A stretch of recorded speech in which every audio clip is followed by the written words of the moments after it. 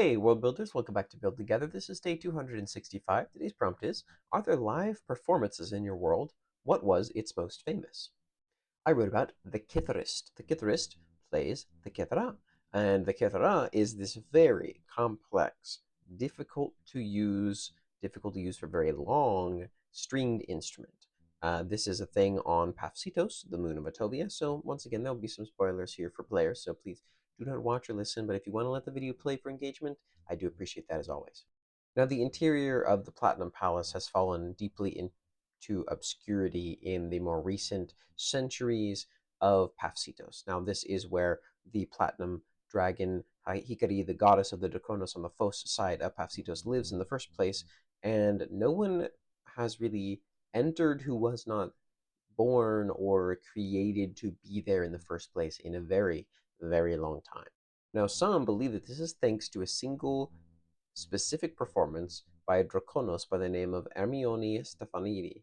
And Ermione played the Kithara. She was a Kitharist. She was an extremely skilled one. So skilled, in fact, that she only ever performed once for Hikari before she was given the right of Dorian, which is to be sent to the Axiom. It is freedom from sort of the eternal war that exists on Paphsitos.